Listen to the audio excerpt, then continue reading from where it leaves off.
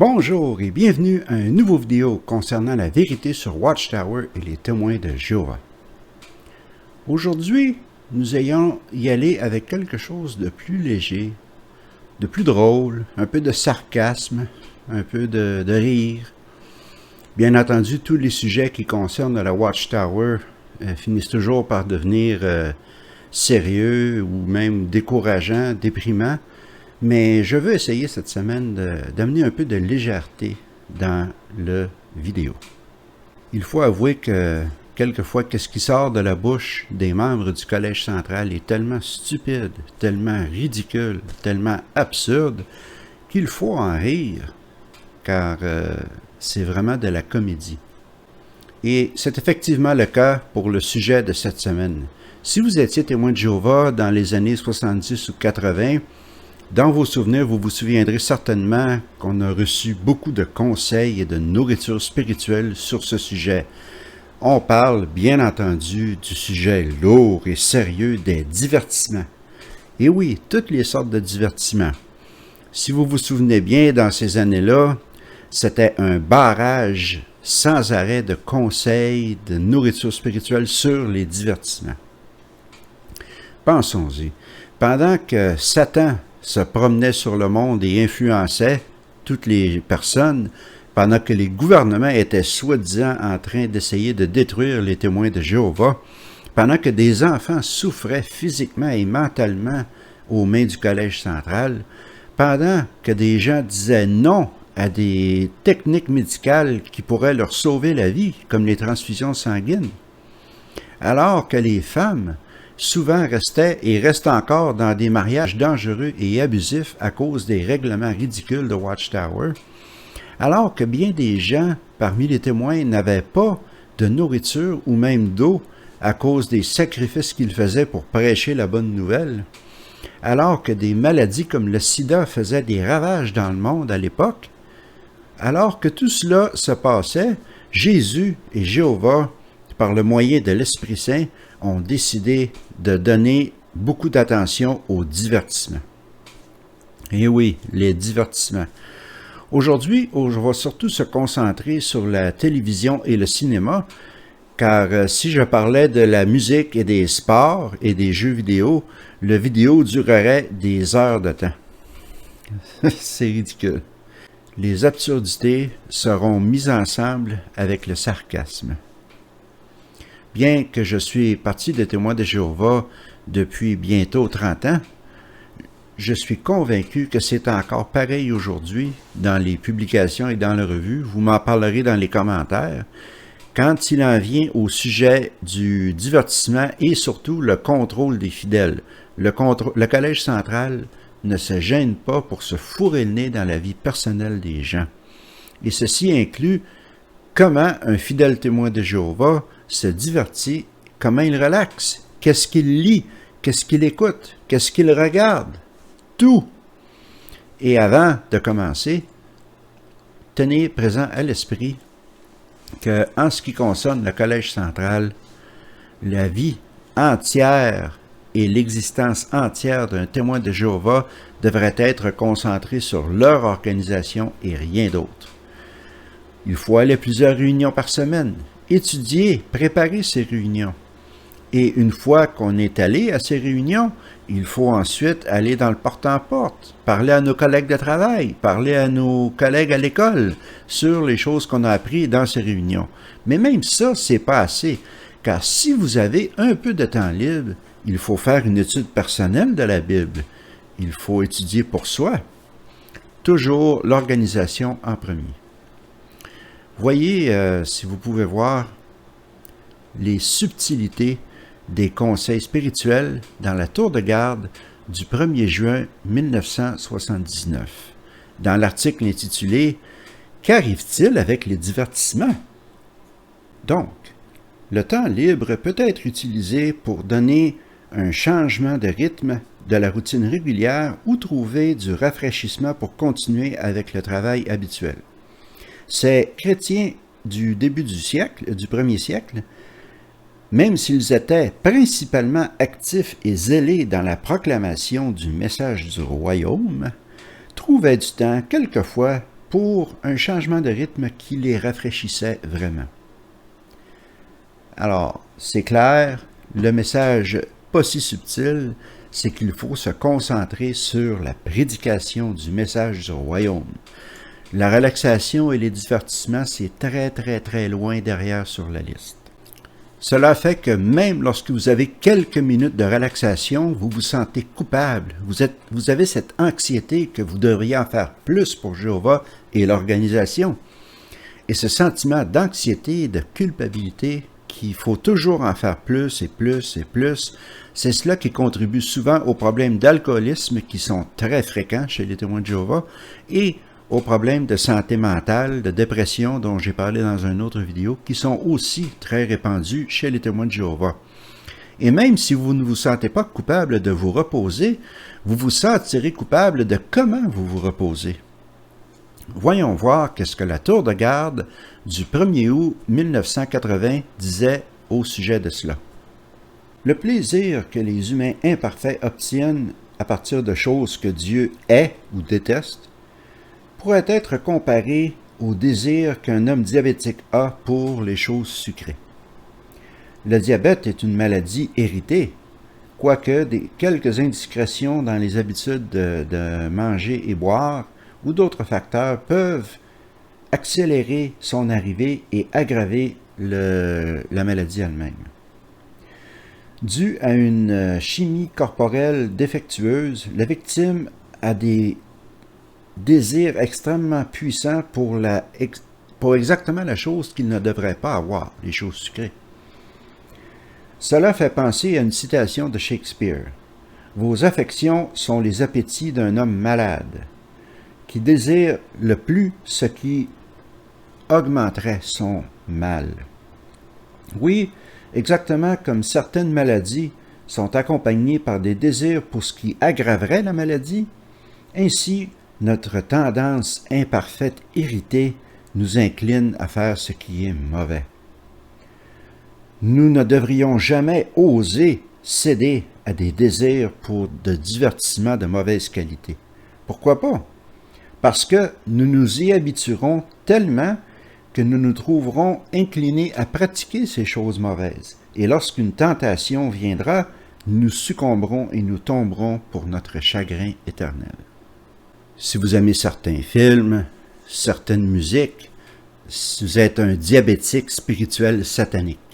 Alors on voit ici que non seulement on devrait se sentir coupable lorsqu'on se repose, mais en plus, on devrait se sentir coupable de comment on se repose. Et au fil des années, surtout lorsque moi j'étais témoin de Jéhovah, il y avait certaines catégories de divertissements qui étaient isolées par le Collège central.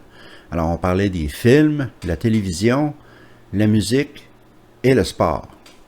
Aujourd'hui, comme je vous l'ai mentionné tout à l'heure, on va parler surtout de télévision et de cinéma.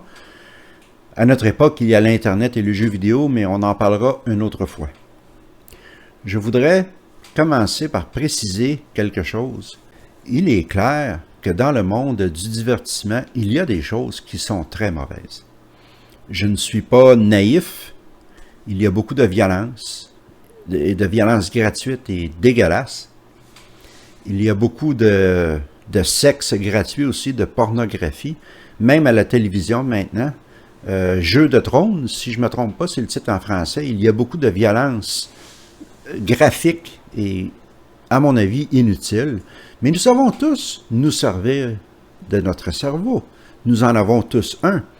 Et en tant qu'adultes, nous avons assez de discernement et de bon sens pour dire ceci est bon, ceci est moins bon, ceci est vraiment pas bon, ceci n'est pas pour moi. Et nous pouvons aussi guider nos enfants et leur dire non, ceci n'est pas pour toi, je ne laisserai pas mes enfants regarder cela. Nous sommes des adultes, nous sommes capables de faire preuve de bon jugement et de discernement. Mais le Collège central, eux, pensent que nous en sommes incapables. Alors, je ne veux pas que vous pensiez que je dis que tous les divertissements sont bons et sains. C'est une question de joie personnelle et de bon jugement et de bon sens. Ceci étant dit, commençons avec la télévision. Au fil des ans, le Collège central a eu beaucoup d'opinions à exprimer au sujet de la télévision comme s'ils n'avaient pas autre chose à faire. Et l'opinion principale du Collège central, ça revient à dire que la télévision, c'est mortel et c'est dangereux. C'est un outil de Satan. Je pourrais faire une vidéo de plusieurs heures avec toutes les citations dans les publications de Watchtower qui parlent de la télévision et qui la condamnent, mais je vais seulement vous en citer quelques-unes et nous allons commencer avec celle-ci. Le Réveillez-vous du 28 février 1985. Voyons comment le Collège central voit la télévision, comment il pense que c'est un instrument de Satan. Dans la rubrique « Les jeunes s'interrogent », bien entendu, « Comment puis-je arrêter de regarder autant de télévision? » Je trouve la télévision presque irrésistible. Lorsque je l'ai allumée, je ne peux l'ignorer, je ne peux l'éteindre. Même si mon bras s'étire pour éteindre la télévision, la force me quitte, elle s'enfuit de mes bras. Je reste donc assis pendant des heures et des heures à regarder la télévision. Est-ce que cela est un jeune homme immature? Non. Ceci était le triste sort d'un instructeur d'anglais de littérature en Angleterre. Considérez aussi l'épreuve de quelques jeunes qui ont été d'accord pour ne pas regarder la télévision pendant une semaine. Je suis dans un état de dépression. Je deviens folle. Susan, 12 ans. Oui, c'est vrai, la télévision, lorsqu'elle est allumée, elle est la première chose qu'on voit, c'est le propre de la télé, elle est hypnotique jusqu'à un certain point, c'est pour cela qu'elle existe, c'est pour nous attirer. Mais de là à dire que lorsqu'on lève le bras pour l'éteindre, toutes les forces nous quittent, de là à dire qu'on est en état de dépression et qu'on devient fou lorsqu'on n'a plus de télé, je crois que ceci est une invention du Collège central. Et la pauvre petite Susan, est-ce qu'elle existe même? J'en doute fortement.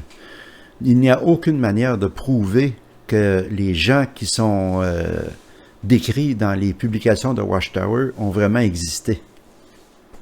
Imaginez jusqu'à quel point le Collège central iront pour s'insérer dans la vie personnelle des gens et contrôler leurs fidèles. Il n'y a rien qu'ils ne feront pas. Allons voir la prochaine citation. Le Réveillez-vous du 22 avril 1978. Et voici la couverture. Regardez une photo. Comment est-ce que la télévision nous affecte? L'attraction de la télévision est telle que lorsque l'appareil d'une femme est tombé en panne, elle a dit « C'est comme si un membre de la famille était décédé. » Certains admettent avoir une intoxication à la télévision, ayant besoin de leur dose quotidienne comme s'il s'agissait d'une drogue. Une personne a dit « J'ai regardé la télévision comme si c'était de l'alcool. Je suis accro. » Il a regardé pendant des jours à la fois, une certaine fois pendant 4 jours et 4 nuits sans arrêt avec à peine un peu de sommeil. Au Japon, Mme Kimiko Takisawa de la Société pour une télévision responsable dit que la télévision a détruit notre culture. Le journal Sun de Melbourne en Australie a rapporté que regarder la télévision peut avoir le même effet que des dommages cérébraux sérieux. Mais enfin, Collège central, jusqu'à quel point êtes-vous prêt à aller pour dénigrer la télévision? Est-ce que ces citations ont été vraiment dites? Je crois que oui, surtout la Madame japonaise et le journal de l'Australie, mais je serais curieux de voir les articles au complet, de voir les citations au complet pour voir qu'est-ce qu'il en est réellement. En ce qui concerne la personne qui a regardé la télévision pendant 4 jours et 4 nuits, je doute fortement que cela soit vrai. Je ne peux pas le prouver, mais enfin, soyons logiques. Le Collège central, une fois de plus, démontre à quel point ils ne veulent pas perdre le contrôle de leurs fidèles et contrôler chaque aspect de leur vie. Et cela inclut leurs habitudes de télévision. Celles-ci ne sont que quelques échantillons de milliers et de milliers de citations qui ont été faites dans les publications et les revues par le Collège central dans les années 70 et 80 au sujet de la télévision. Et pour vous donner une idée de l'absurdité de ces avertissements, ne pensez pas à la télévision de notre époque. Pensez plutôt à la télévision des années 70 et 80. Je vais vous donner une liste des émissions qui étaient populaires dans ces années-là aux États-Unis. Vous en connaîtrez certaines, vous en connaîtrez d'autres peut-être moins. Si vous êtes québécois, vous en connaîtrez la plupart. Si vous êtes de l'Europe ou d'ailleurs dans la francophonie mondiale, certaines de ces émissions seront étrangères pour vous, mais je vais décrire un peu de quoi il s'agit pour chaque émission pour que vous ayez une idée de qu'est-ce qu'il en est. Et cela vous fera voir aussi à quel point le Collège central était ridicule dans ses conseils. Il l'est encore aujourd'hui, là, mais dans ce cas-là. La première, Laverne and Shirley, l'histoire de deux femmes qui co-chambraient et travaillaient dans une usine d'embouteillage et toutes les comédies rocambolesques qui s'en suivaient. Ou des relents de lesbianisme. Vivre à trois. Oui, c'était un petit peu osé. C'était l'histoire d'un homme qui se faisait passer pour un homosexuel pour être capable de vivre avec deux femmes et ne pas encourir la colère de son propriétaire. Il y avait des scènes assez osées, des tenues très sexy, des blagues à double sens, mais comparé à ce que l'on voit aujourd'hui sur la télévision et sur les plateformes de streaming, c'était inoffensif, mais c'était du sexe. C'était terrible. Il y avait Mork and Mindy avec l'immortel Robin Williams, qui jouait le rôle d'un extraterrestre qui venait sur la Terre et découvrait nos coutumes. Mais tout le monde sait, en tout cas parmi les témoins de Jéhovah, que les extraterrestres, en réalité, c'est des démons. Il y avait Happy Days, oui, une émission qui parlait des années 50. S'il y a quelque chose que le Collège central aurait dû aimer, c'est bien cette émission-là. Mais non, non, non, non, non, non. Il y avait des situations sexuelles, il y avait des blagues à double sens, il y avait des rebelles en veste de cuir et avec des motos, la cigarette, c'était toutes des mauvaises influences. Il y avait Angie, une autre émission sur une femme qui faisait son chemin dans le monde. C'est une comédie, elle rencontre un homme et tombe en amour avant le mariage. Oh, des relents d'immoralité sexuelle. C'était une comédie de l'époque. Il y avait ensuite MASH, qui est un acronyme anglophone qui veut dire Mobile Army. Le S, je m'en souviens pas, mais c'est H, c'est Hospital. Cela se déroulait pendant la guerre de la Corée. Alors, il y avait des situations très sérieuses. C'était dans une unité d'hôpital mobile qui s'occupait des blessés pendant la guerre de Corée. C'était dramatique, mais c'était aussi très drôle. C'était une comédie. Il y avait 8, ça suffit. Un homme et sa femme qui ont 8 enfants et tous les drames et les comédies qui s'en suivent. Les anges de Charlie, Charlie's Angels. Ah, ça, c'était du crime, de la violence, du sexe, l'immoralité. Quelle horreur! Et quand on regarde ça aujourd'hui, on se rend compte à quel point c'était inoffensif. Et finalement, une émission horrible. Quelle mauvaise influence! Ah! Sarcasme, s'il vous plaît. La petite maison dans la prairie. Cette émission sera connue, je crois, par la majorité des gens dans le monde. Mais si jamais vous ne savez pas de quoi il s'agit de l'histoire semi-biographique de Laura Ingalls et sa famille qui étaient des pionniers au 19e siècle et qui se sont retrouvés au Kansas. Alors, c'est leur histoire. La série a duré plus de 10 ans.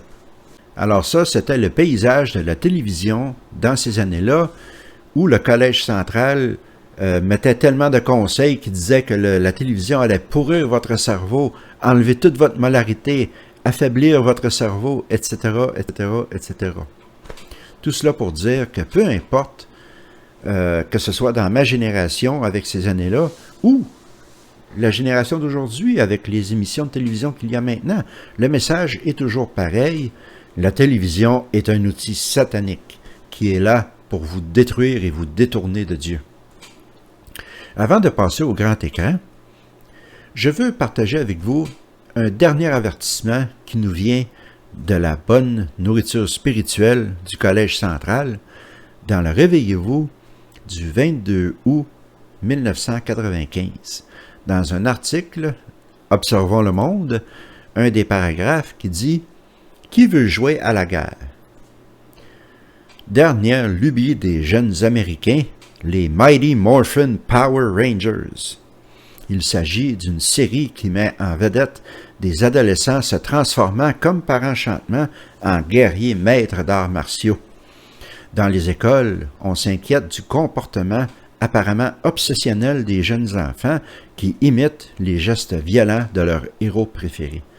Citant un sondage, le Wall Street Journal signale que 96% des enseignants interrogés ont assisté à au moins un acte violent inspiré des Power Rangers. Parfois, les enfants n'avaient pas plus de 3 ans. Vous voyez tout à coup un bambin se mettre à frapper les autres comme un fou, dit l'article. Les ventes de jouets des Power Rangers devraient générer 300 millions de dollars en un an, c'est dire à quel point la série est populaire.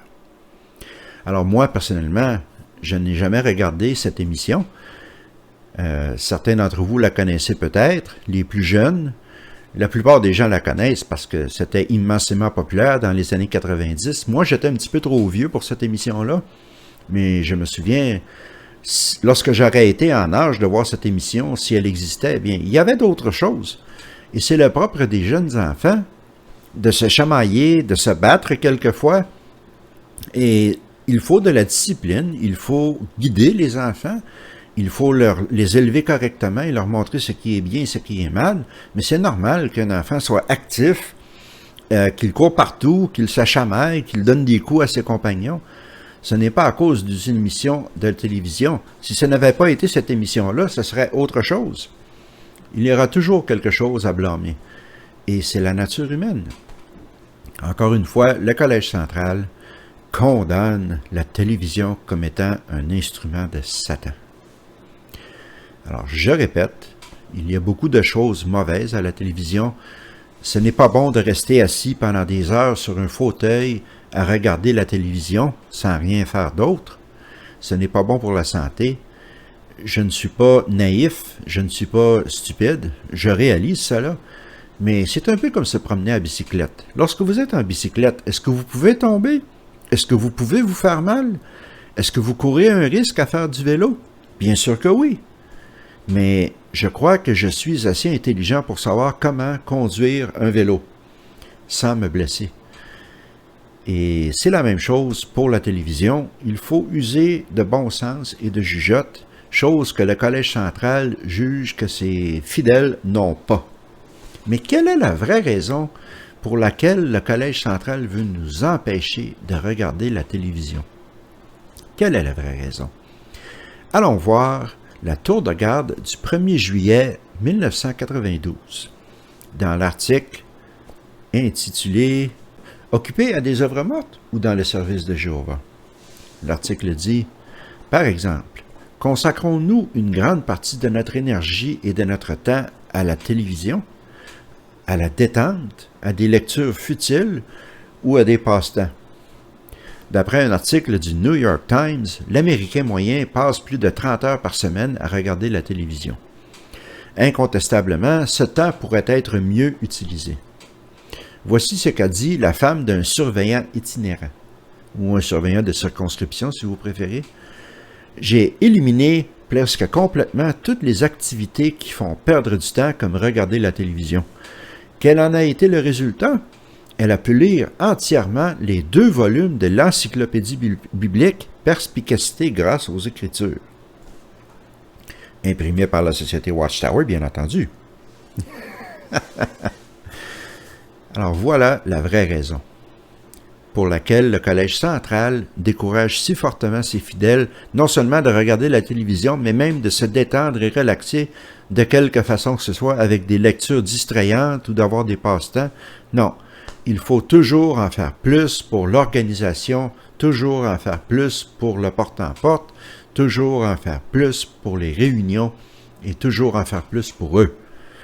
Merci, chère épouse anonyme d'un surveillant de circonscription anonyme, qu'on ne peut prouver s'il existe ou non, de nous montrer à quel point éliminer la télévision permet de lire les 2 volumes de l'encyclopédie biblique Perspicacité grâce aux Écritures Voici une photo, vous vous en souviendrez peut-être, chaque volume pesait à peu près 3 kilos. Et grâce à ce sacrifice de télévision, elle a été capable de lire ces 2 volumes d'un bout à l'autre. Bravo, ma chère, bravo. La télévision est satanique. Passons maintenant au cinéma. Oh boy, le cinéma. À l'époque où j'étais jeune, où j'étais témoin de Jéhovah, le cinéma, c'était un événement. Il n'y avait pas d'Internet, il n'y avait pas de streaming, il n'y avait rien de cela. Si on voulait voir un film, il fallait aller le voir au cinéma ou attendre que la cassette VHS vienne sur le marché. Alors, c'était un événement, aller au cinéma pour voir un film sur grand écran. Bien entendu, pour le Collège central à l'époque, les films, c'était mauvais. Le cinéma, c'était sexe, violence, horreur. Ne pas aller, satanique, destructif. C'était conçu non seulement pour les gens du monde, mais spécifiquement pour attirer et détruire la foi des fidèles témoins de Jéhovah. C'était beaucoup basé sur le système de classification des films. Alors, en Amérique du Nord, à l'époque, et encore aujourd'hui, on avait G, c'est-à-dire général. En France, l'équivalent, c'est tout public. Il y avait PG, Parental Guidance, avec un 13 à côté. Cela voulait dire qu'un enfant de 13 ans ou moins ne pouvait assister à ce film sans être supervisé par un adulte, un de ses parents ou quelqu'un du genre. L'équivalent de interdit aux 12 ans et moins en France. Il y avait ensuite R, Restricted, c'est-à-dire toute personne de 16 ans et moins ne pouvait aller voir ce film en Amérique du Nord, l'équivalent de 16 ans et moins en France. Et finalement, NC-17, qui était la pire classification, 18 ans et moins, interdiction totale de voir ce film, l'équivalent de 18 ans et moins en France. Pour un témoin de Jéhovah, c'était complètement défendu en toutes circonstances d'aller voir un film qui était R, Restricted, 16 ans et plus. C'était impensable pour un témoin de Jéhovah d'aller voir un tel film. Si vous étiez ancien ou serviteur ministériel et qu'on savait que vous aviez été voir un de ces films, vous étiez démis de vos fonctions. Si vous étiez en liste pour devenir ancien ou serviteur ministériel et que on savait que vous aviez regardé un tel film au cinéma ou que vous en aviez un dans votre collection parce que quelqu'un les avait vus chez vous pendant une soirée, vous n'étiez pas nommé. C'était aussi simple que cela. Alors, laissez-moi vous dire quelque chose. Pensez aux anciens et aux serviteurs ministériels coupables d'abus sexuels sur des enfants qui ont continué à servir en toute connaissance de cause des autres anciens. Ils s'étaient soi-disant repentis et on les laisse continuer. Et ces hommes qui regardent des films restricted, 18 ans et plus, avec un petit peu de violence ou de sexe, ils sont démis de leur fonction. C'est le monde à l'envers. C'est matière à réflexion. Vraiment, là. Beaucoup de témoins de Jéhovah sortaient du cinéma s'il y avait des gros mots qui étaient dits pendant le film, ou même si un personnage dans le film parlait de magie. C'était suffisant pour qu'un témoin de Jéhovah se lève et sorte du cinéma. Et je répète, comme je l'ai dit pour la télévision, ce n'est pas tous les films au cinéma qui sont bons ou qui sont sains. Certains films sont excessivement violents, une violence gratuite. Je pense notamment aux films d'horreur, les films d'exploitation surtout, qui sont vraiment affreux, qui donnent des cauchemars même aux adultes. Je ne recommanderais à personne de voir ces films-là. Moi, je suis incapable de regarder cela. Je ne suis pas intéressé. Mais pour le Collège central et pour les témoins de Jéhovah à l'époque, tous les films, même les plus ordinaires, les plus inoffensifs en apparence, avaient quelque chose de mauvais. Étaient soit sataniques ou étaient dangereux, il fallait les éviter. Peu importe le film, même si c'était un drame familial, une comédie, non, il ne faut pas regarder aucun de ces films, c'est satanique. Alors, pour vous donner une idée du genre de films qu'il y avait dans ces années-là, 70-80, voici une liste des films qu'il y avait à cette époque-là. Il y avait Saturday Night Fever, ce film a été vilifié par les Watchtower pendant les réunions. C'était immoral, c'était du sexe, c'était affreux, c'était... il y avait l'exorciste, bien entendu, c'était satanique. Poltergeist, encore une fois, satanique, à qui mieux mieux.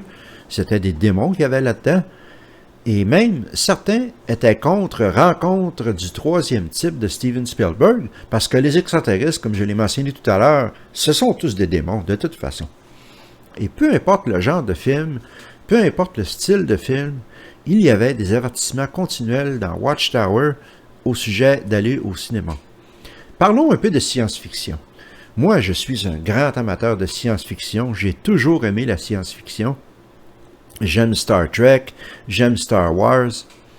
Les films que j'ai mentionnés tout à l'heure, Rencontre du troisième type, un classique. Alien, Les Prédateurs, tous ces films-là, j'aime ça, j'aime la science-fiction, ce sont parmi mes préférés.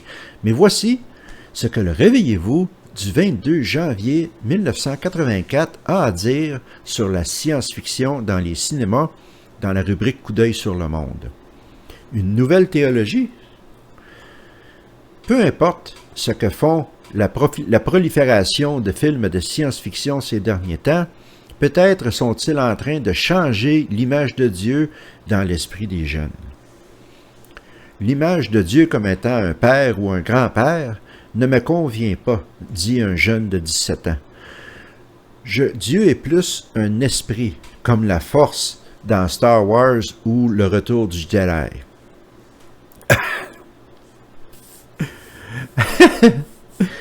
Alors, ils prennent une citation d'un jeune de 17 ans qui n'a pratiquement aucune expérience de vie, et j'aimerais bien lire l'entrevue au complet pour avoir le contexte, et s'en servent pour condamner un film de science-fiction comme Star Wars. Cela change la perception de Dieu. Les jeunes sont détournés de Dieu à cause de ces films-là. J'ai essayé de rejoindre Luke Skywalker pour avoir son opinion, mais il est présentement occupé à faire autre chose. Désolé. Et moi, je peux vous dire que Star Wars et toute la série des films Star Wars sont parmi mes préférés, peu importe ce que diront les critiques. Il y avait des bons, des méchants, des choisis, des petits oursons dans une planète de paradis. Attendez un peu, vous là. Ça me fait penser à quelque chose, ça. Des personnes spéciales choisies avec des pouvoirs spéciaux. Des petits oursons dans une planète de paradis. Collège central. Ça ressemble pas mal à votre message, ça, non? Peut-être c'est pour ça qu'il condamnait Star Wars. Parlons maintenant des films d'horreur. Personnellement, les films d'horreur, ce n'est pas mon fort, ce n'est pas mon assiette. Je n'aime pas les films d'horreur, à quelques rares exceptions près. Mais, si on les regarde en tant qu'adultes éclairés et qu'on sait dans quoi on s'embarque, on peut toujours les tolérer. Il y a une série de films, les films de Freddy Krueger. Je crois que ce personnage est connu sur la planète entière. Oui, ils sont violents, il y a du sang, il y a des massacres, des meurtres, mais c'est aussi un commentaire social, c'est de la parodie, c'est de la comédie. Il faut les voir comme tels, et voyons voir ce que le Réveillez-vous du 22 juillet 1990 avait à dire. Le nom du film n'est pas cité, bien entendu, à cause de possibilités de poursuites judiciaires, je présume, mais voici ce que l'article dit.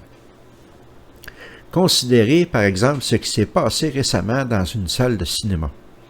Le film présentait toute une série de scènes dans lesquelles un maniaque se frayait un chemin à l'aide de ses doigts terminés par des lames de rasoir.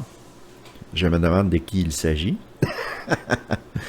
Comment l'assistance a-t-elle réagi? Elle a encouragé le meurtrier, complètement manipulé par la caméra. Les spectateurs paraissaient avoir perdu leur sens moral, ne manifestant aucune compassion pour les victimes.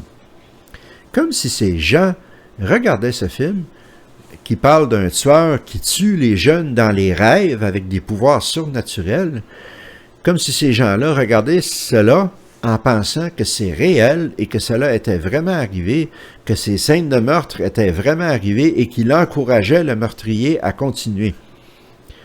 C'est ridicule, c'est absurde, Watchtower. Ces gens-là savent que ce sont des acteurs. Ces gens-là savent que ce sont des effets spéciaux.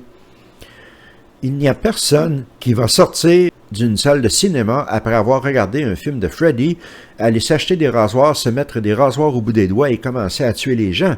C'est ridicule. Le Collège central nage dans l'absurde. Allons voir ce que la tour de garde récente, relativement récente, du 15 juin 2006, dit au sujet de certains films. Je cite, « Marie est née en Écosse. Elle aussi a appris que de bonnes relations avec Jéhovah sont essentielles pour trouver le bonheur. Avant de connaître la Bible, j'aimais regarder les films d'horreur, mais je ne pouvais pas m'endormir sans tenir à la main une croix pour repousser les fantômes et les vampires que je voyais souvent à l'écran. Après avoir découvert la vérité grâce à la Bible, j'ai arrêté de regarder ce genre de film et grâce à mes relations avec Jéhovah, je peux maintenant me coucher sans peur, heureuse de servir un Dieu qui est plus fort que les démons ou les prétendus vampires imaginaires. » Il y a une photo de cette femme, mais est-ce qu'elle existe vraiment? J'en doute fortement. C'est bien beau de mettre une photo, mais cela ne veut rien dire. Mais c'est pour dire encore là, l'endoctrinement et la manipulation du Collège central envers les moments de distraction. Regarder certains films sur les vampires, moi-même je les ai regardés et je ne les considère même pas comme des films d'horreur parce que tout le monde sait que les vampires n'existent pas, ni les fantômes à mon avis. Ceci est ouvert au débat. Moi je n'y crois pas. Libre à vous d'y croire, je respecte vos convictions, mais même si les fantômes existaient, je ne crois pas qu'ils me peuvent faire de mal et ils ne me feront pas peur non plus. Ils ont d'autres choses à faire. Il s'agit plutôt de gens qui ont peut-être un esprit facilement influençable. De plus, je dirais que si elle aimait regarder les films d'horreur, cela explique pourquoi elle aimait tellement la Bible. Alors, dans la Bible, vous avez du meurtre, du génocide, de l'esclavage, de l'inceste, du viol, de la violence, de la torture. Tout cela est dans la Bible. Dans le premier livre de la Bible, seulement dans la Genèse. On ne parlera pas du reste. Donc, elle a arrêté de regarder les films d'horreur et est passée à regarder les publications de Watchtower avec toutes leurs belles images d'Armageddon, des boules de feu, la terre qui s'ouvre pour avaler les enfants avec leurs poupées, les éclairs qui tombent du ciel pour détruire les gens. C'est tellement plus sain qu'un film qui parle d'un vampire, n'est-ce pas? Et Tony Morris qui parle de cadavres qui ressembleraient à des hot dogs ouverts par le feu, cela aussi est tellement plus édifiant que des films sur les fantômes. Je suis heureux qu'elle soit capable de bien dormir la nuit maintenant, mais je me demande comment elle fait. Parlons maintenant des films pour enfants. Et oui, les films pour enfants. Même ces films-là ont tombé dans la mire de Watchtower pour la critique, la condamnation. Alors, je vais parler seulement d'un de ces films. Le fameux film E.T. l'extraterrestre.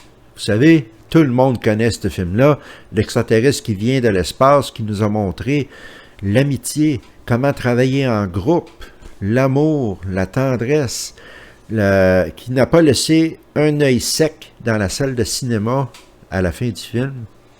Eh bien, voici ce que le Collège central pense de E.T., malgré le fait qu'ils avaient tellement d'autres problèmes à régler à l'époque et encore aujourd'hui. Voici ce qu'ils disent sur ce film. Dans le Réveillez-vous du 8 février 1983, dans l'article intitulé de façon très appropriée « Christ ou E.T. » Croyez-moi, c'est vraiment le titre. Je vais lire une couple de paragraphes parce que c'est de l'or. C'est de l'or en barre. De façon intéressante, plusieurs ont noté des parallèles entre l'histoire de E.T. et celle de Jésus-Christ.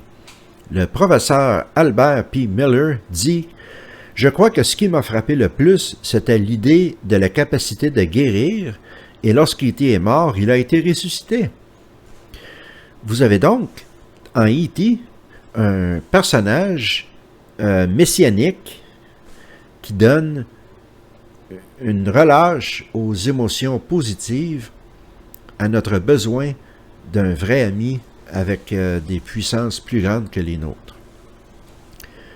Et là repose l'attrait de ce film.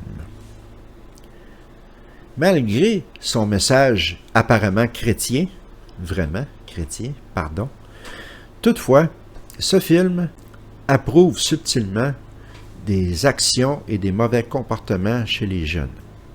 Dans une scène, nous voyons des jeunes qui jouent à Donjons et Dragons dans une pièce pleine de fumée avec des cigarettes sur la table. Plus tard, lorsque E.T. découvre la bière et s'intoxique, et Elliot ressent les effets par façon télékinétique ou télépathique, on montre cela comme étant drôle. De plus, certaines des paroles utilisées par ces jeunes sont carrément grossières et sont de la profanité affreuse. Ceci, conjointement avec les aspects surnaturels du film, a dérangé beaucoup de chrétiens. Que les parents ou leurs enfants voient ce film est, bien entendu, laissé à un choix personnel. Mais à cause de sa grande popularité, n'oublions pas que cela devient un véhicule efficace pour subtilement approuver les mauvais comportements chez les jeunes d'aujourd'hui. Et voilà, vous l'avez entendu ici en primeur, le Collège central a condamné E.T. de toutes les choses qu'il pouvait condamner. Un film inoffensif s'il en est un film de bons sentiments. Peut-être que Steven Spielberg a pensé à l'histoire de Jésus lorsqu'il a écrit ce film, mais de là à dire que c'est ce qu'il voulait vraiment illustrer, et en passant, Steven Spielberg est juif, donc je voudrais mettre en relief pour conclure l'hypocrisie totale du Collège central et de Watchtower à ce sujet. Il condamne la télévision, il condamne le cinéma et d'autres formes de divertissement parce qu'il y a trop de violence, trop de sexe. Mais comparez un peu ce que l'on voit dans ces émissions de télévision et ces films avec ce que l'on voit dans les publications et les vidéos de Watchtower eux-mêmes. Alors, comme je l'ai mentionné tout à l'heure, on voit des scènes affreuses d'Armageddon, des boules de feu qui tombent du ciel, la terre qui s'ouvre pour avaler les gens, etc., etc. Et on ne parlera pas non plus des drames qui sont présentés durant les assemblées, les vidéos maintenant. J'allais mentionner dans une autre vidéo, je ne me souviens pas laquelle, mais les gens écrivaient des lettres et appelaient au Collège central, au quartier général à Warwick, dans l'État de New York, pour se plaindre de la violence qu'il y avait dans les vidéos de Watchtower. Et Anthony Morris, à l'époque où il était encore membre du Collège central, a fait un discours qui essentiellement disait aux parents de se fermer la trappe et qu'ils allaient continuer à faire les vidéos parce que c'était important et qu'il y aurait toujours autant de violence. L'hypocrisie totale. Et comme je l'ai mentionné tout à l'heure, la Bible, lapider des hommes parce qu'ils sont homosexuels, Élie qui a envoyé un ours tuer des enfants simplement parce qu'il s'était moqué de lui, Isaac qui a été presque sacrifié par son père, la tuerie des Égyptiens, les génocides dans Israël lorsqu'ils ont traversé à Canaan, etc., etc. Alors, parlons un peu d'hypocrisie. Et une autre forme d'hypocrisie, ce sont les gens les anciens, les serviteurs ministériels, les témoins de Jéhovah ordinaires, et même, je serais prêt à parier, les membres du Collège central, regardent ces émissions et regardent ces films et en profitent et ont du plaisir à les regarder, même s'ils savent que c'est interdit. Alors, et je l'ai su d'expérience personnelle. Merci beaucoup. J'ai connu des anciens qui regardaient ce genre de films, qui regardaient des films de guerre ou qui regardaient des films de science-fiction et qui les appréciaient. Alors, l'hypocrisie à son summum, disons. Alors, ce n'est pas en regardant des films et de la télévision que l'esprit des gens va se corrompre au point où le Collège central, ils le disent. C'est pas pour ça que le Collège central condamne tout ça. C'est parce que ça vous empêche de servir l'organisation encore plus. Ça vole du temps à l'organisation et à Jéhovah, et c'est là la vraie raison pour laquelle le Collège central condamne ces choses. C'est de l'hypocrisie totale. Alors, ceci conclut la vidéo d'aujourd'hui. Si vous l'avez aimé, donnez-moi un gros like. J'ai essayé d'être un petit peu plus léger dans la vidéo de cette semaine. Je crois que c'est, comme je l'ai mentionné au début, c'est tellement absurde, c'est tellement ridicule les choses que le Collège central dit quelquefois qu'il faut en rire. Il faut être un peu sarcastique. Alors, je sais que j'ai sauté une semaine, j'ai manqué une semaine. Je vais faire de gros efforts pour avoir une vidéo la semaine prochaine. La semaine prochaine, c'est ici au Québec, à Montréal, c'est le Tour de l'île de Montréal. C'est l'événement cycliste de l'année. Je vais participer. J'essaierai de vous mettre quelques bribes de vidéos ou de photos sur cet événement, car c'est le coup d'envoi pour la saison estivale au Québec. Vous voyez que je suis d'ailleurs en manche courte aujourd'hui. Il fait beau, il fait chaud. Mais au garage, ça continue, le travail est sans relâche. Ça n'arrête pas. Le marché de l'automobile est en folie ces jours-ci, donc les gens, au lieu d'acheter des voitures, ils font réparer la voiture qu'ils ont déjà, et cela augmente le travail d'une façon astronomique. Donc, quelquefois, il m'est difficile de rester à jour avec mes vidéos, mais je vais faire des efforts car je sais que mes vidéos aident les gens, et cela me tient beaucoup à cœur. C'est pour cela que j'ai commencé cette chaîne et je vois les effets que mes vidéos ont et cela me réchauffe le cœur. Donc, c'est très important pour moi. Soyez-en certains, je vais continuer dans mes efforts. Alors, je vous laisse et je vous souhaite un bon dimanche, une bonne semaine et on se revoit bientôt ici à ma chaîne YouTube. Prenez bien soin de vous.